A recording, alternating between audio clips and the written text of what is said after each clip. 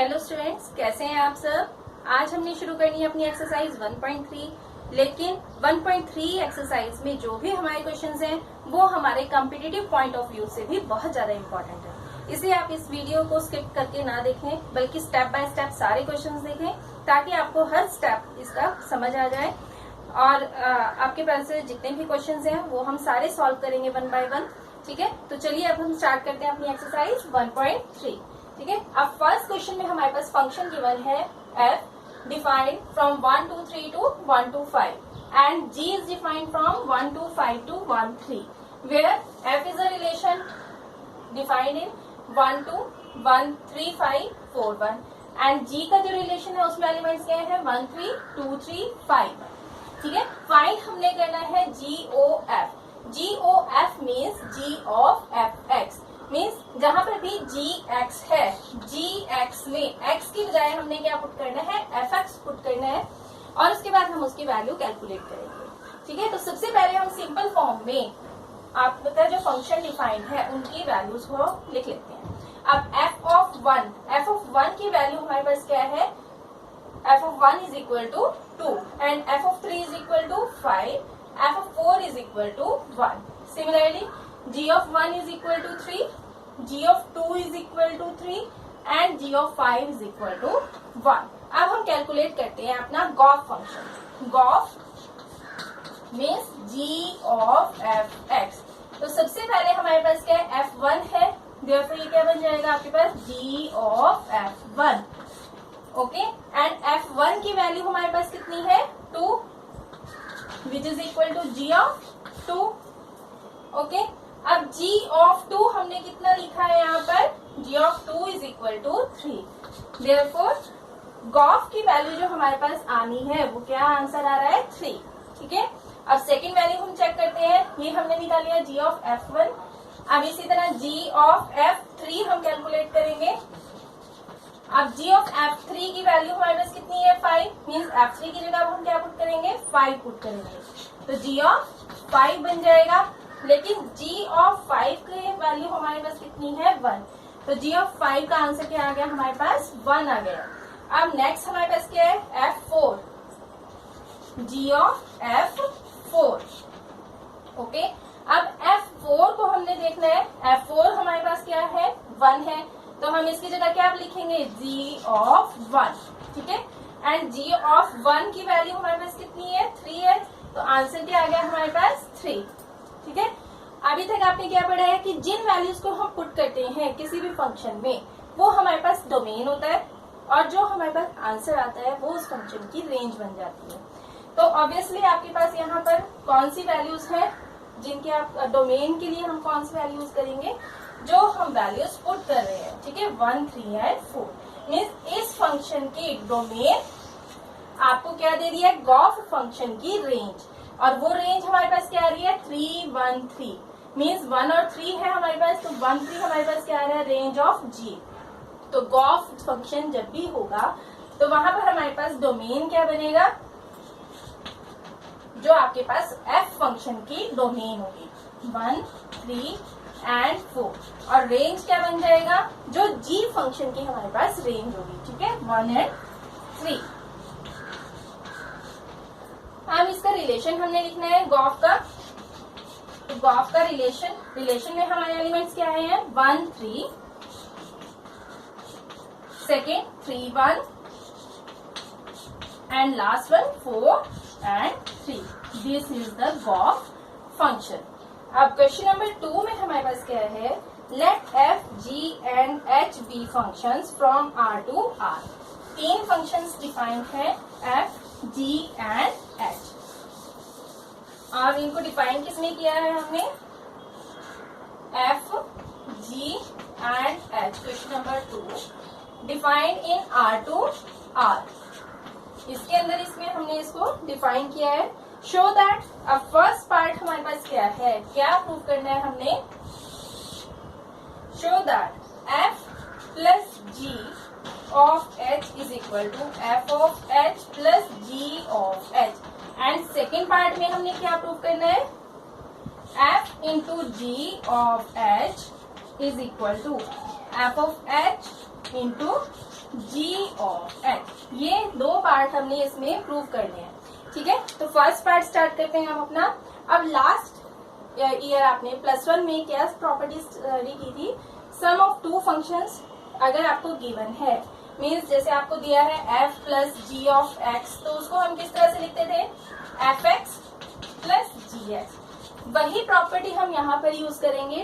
अब f plus g of h है, तो उसको हम किस तरह से लिख सकते हैं, f plus g of h is equal to f plus g of h into x, ठीक है।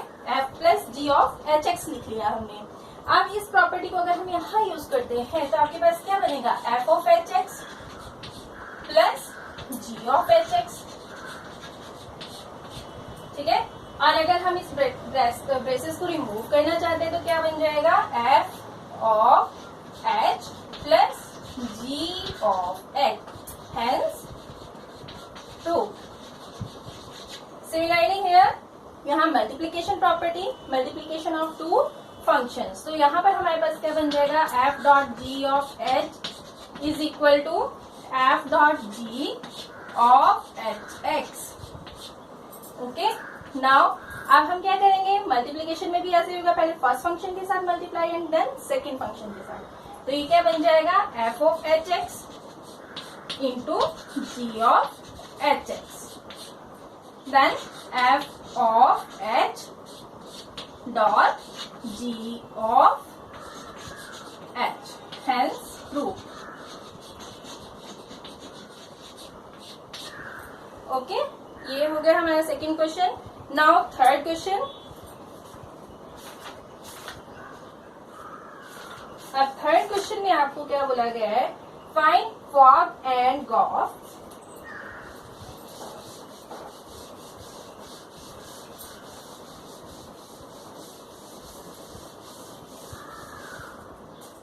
फॉग एंड गॉफ आपने फाइंड करना है।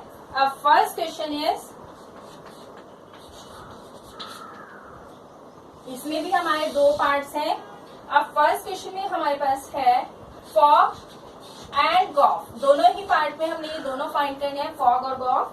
अब फर्स्ट पार्ट हमारा है f x is equal to modulus x and g x is equal to modulus 5x minus 2, okay. And second part हमारे पास क्या है,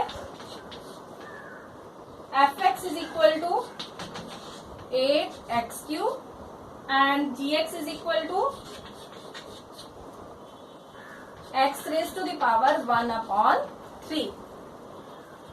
अब फॉग मैंने आपको क्या बताया है, fog means f of gx, ठीक है।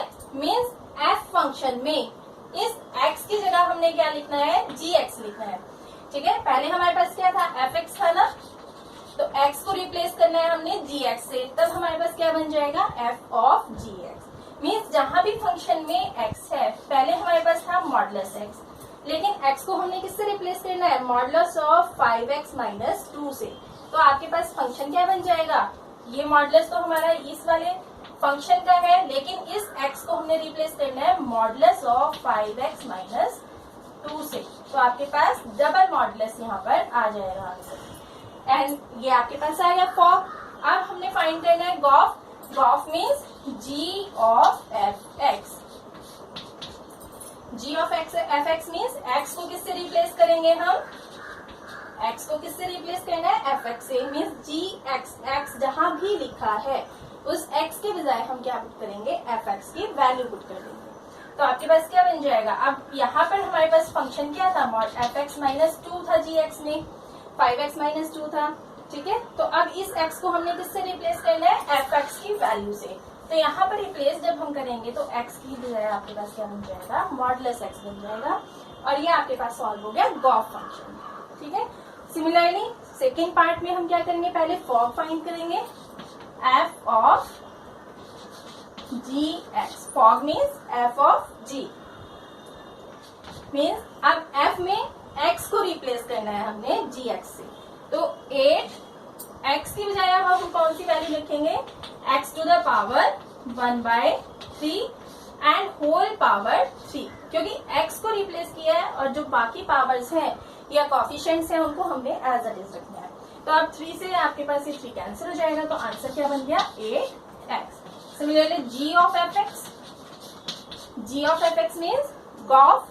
अब गॉफ में g की वैल्यू में जहां भी x है उसको हमने इस पूरी वैल्यू के साथ रिप्लेस करना है। तो हमारे पास फंक्शन था x की पावर 1/3।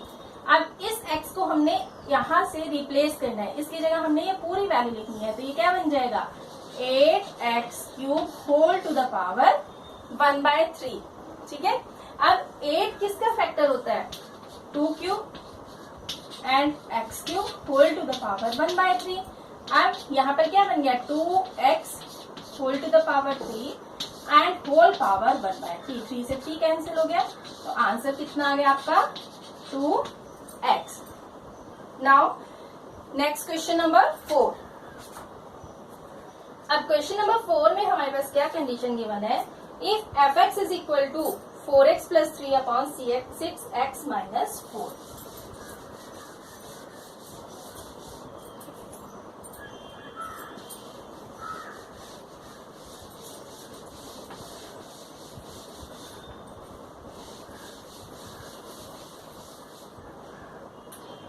Question number 4.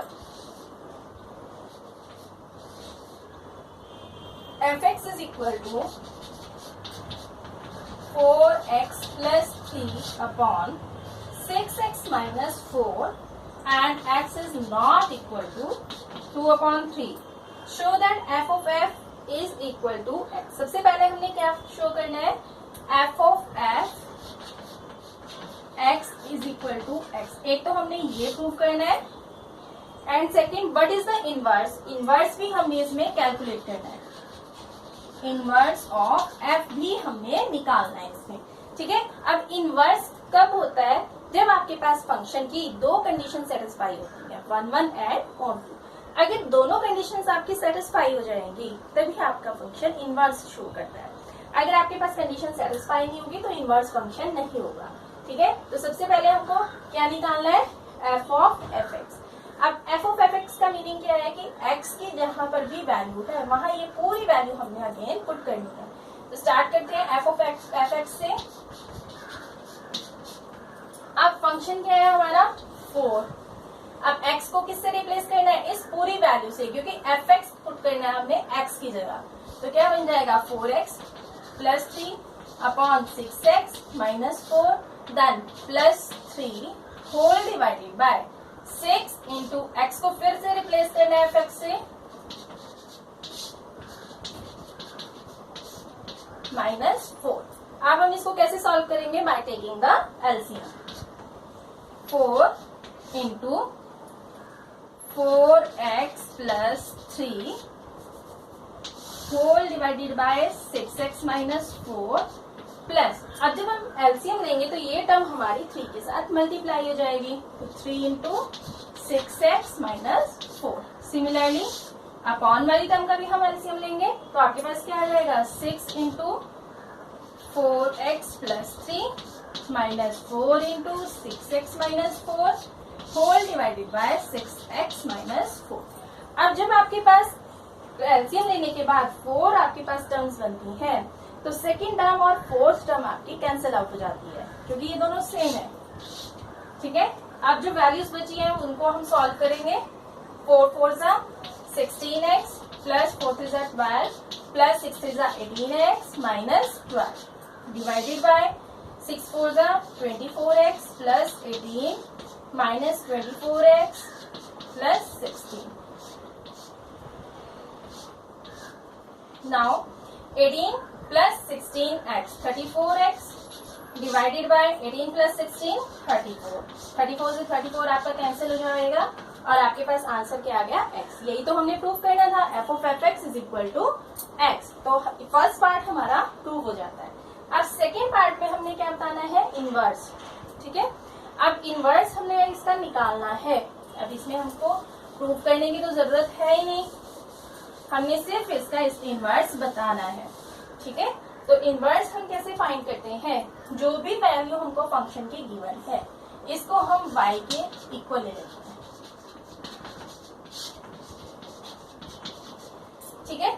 इनवर्स में क्या होता है, अब ये जो फंक्शन है बहुत ध्यान से आपने इसको देखना है, f x is equal to y है हमारे पास, ठीक है। तो इनवर्स कैसे बनेगा, जब हम इस एफ को दूसरी साइड ले जाएंगे तो ये क्या बन जाएगा, x is equal to f inverse of y. Means अगर हम यहाँ से इस इक्वेशन को सॉल्व करके एक्स की वैल्यू फाइंड कर लेते हैं तो हमारे पास एफ इनवर्स आ जाएगा, ठीक है। तो इसको क्रॉस मल्टीप्लाई करेंगे और हम यहाँ से इसके एक्स की वैल्यू फाइंड करेंगे, तो क्या बनेगा 6xy minus 4y is equal to 4x plus 3, ठीक है। अब x वाली टर्म्स हम एक साइड ले आएंगे, 6xy minus 4x is equal to 4y plus 3। Now taking the common value x into 6y minus 4 is equal to 4y plus 3 and x is equal to 4y plus 3 divided by 6y minus 4, ठीक है। तो f inverse की value हमारे पास क्या आ रही है, 4y plus 3 upon 6y minus 4 and this is same as the function given। सिर्फ चेंज क्या हुआ है कि जो पहले वैल्यू हमको x में गिवन थी अब वो y में आ रही है, ठीक है, क्योंकि हमने क्या किया है, इसको क्रॉस मल्टीप्लाई करके x की वैल्यू कैलकुलेट की है। तो means f inverse is f itself,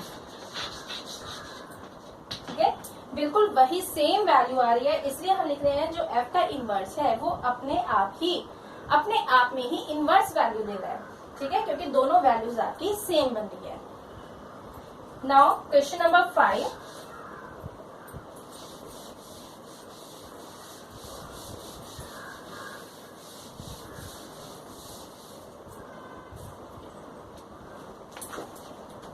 अब क्वेश्चन नंबर 5 में आपको क्या पूछा गया है, state with reason whether following functions have inverse, ठीक है। अभी मैंने आपको एक कंडीशन बताई है कि इनवर्स कब होता है फंक्शन, कि उसकी दोनों कंडीशन सेटिस्फाई होनी चाहिए, 1 1 एंड ऑन टू। 1 1 भी आपको बताया, 1 1 मीन्स एक एलिमेंट की एक सिंगल इमेज हो, ठीक है, and on two means y की जितनी भी वैल्यूज है उन सबकी प्री इमेज x में बननी चाहिए, ठीक है। तो अब हम यहाँ चेक करते हैं, 3 फंक्शंस हमको गिवन है। First function is f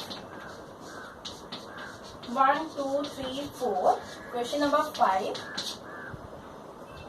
and range is 10, okay, with f is equal to 110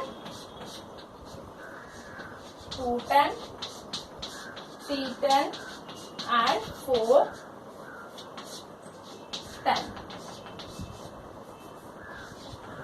ठीक है। अब आप इसको चेक करके बताएं जल्दी से कि क्या ये फंक्शन 1 1 है, नहीं, क्योंकि 1 2 3 4 आपके पास जो डोमेन है, डोमेन में 4 एलिमेंट है और जो रेंज है उसमें सिर्फ एक ही एलिमेंट है। तो इसका मतलब क्या हुआ कि जितने भी एलिमेंट्स आपके डोमेन के हैं उन सबकी एक ही सिंगल इमेज बन रही है 10। तो जब आपके पास 1 2 3 4 और रेंज में हमारे पास 10 है तो सबका रिलेशन क्या बन रहा है, 10 के साथ ही बन रहा है। और जब एक से ज्यादा एलिमेंट्स की एक सिंगल इमेज बन जाती है तो उसको हम क्या बोलते हैं, मैनी वन फंक्शन बोलते हैं, 1 1 नहीं बोलते हैं, ठीक है। Therefore function is not 1 1। अब जब ये कंडीशन आपकी अनसेटिस्फाई हो जाती है तो आपको ऑन टू चेक करने की जरूरत नहीं है, हम डायरेक्ट लिख सकते हैं therefore f inverse does not exist। Similarly second part, अब g हमारे पास गिवन है 5 6 7 8 एंड रेंज 1 2 3 4 और डिफाइन किसमें किया है इसको, रिलेशन को 5 4 6 3 7 4 8 2। तो अब हम क्या इसको देख के एकदम से बता सकते हैं, यस बता सकते हैं, क्योंकि 5 और 7 इन दो एलिमेंट्स की जो इमेज है वो 4 है। g ऑफ 5 भी हमारे पास 4 है एंड g ऑफ 7 भी हमारे पास 4 है। Therefore g is not 1 1। और जब नॉट 1 1 आ गया it means g inverse does not exist, okay. And third part, अब थर्ड पार्ट में हमारे पास जो रिलेशन है h, इसमें हमको क्या गिवन है 2 3 4 5 एंड रेंज 7 9 11 13।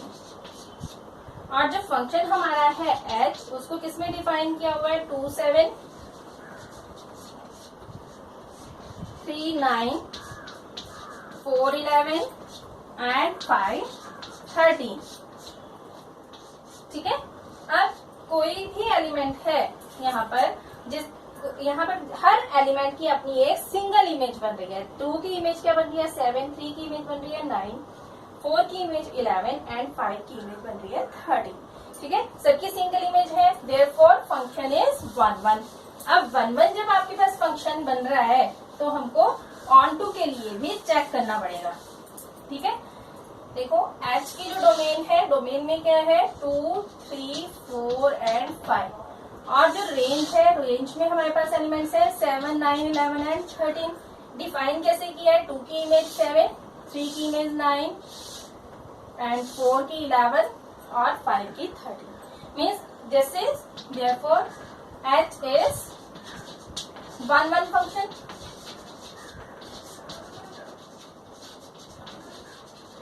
अब y के जितने भी एलिमेंट्स हैं उन सबकी एक प्री इमेज भी हमारे पास बन रही है।